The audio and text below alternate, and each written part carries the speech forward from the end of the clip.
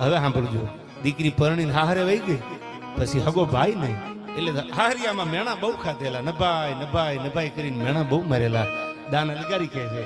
અને પછી ગામમાં એને જીભનો માનેલો ભાઈ હતો, અને એ કાયમ રાખડી બાંધે. આમ થતા થતા વર્ષો વીતી ગયા, પછી એને એની સધિયા દેખાવા માંડી કે હવે જાજુ જીવીશ નહીં હું.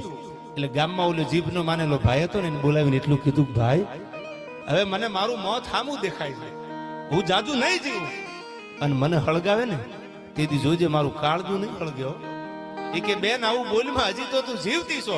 એ કે પણ મને નભાઈ નભાઈ બોલી બોલીને મારું કાળજું જીવતા હળગાવી દીધું છે આમને.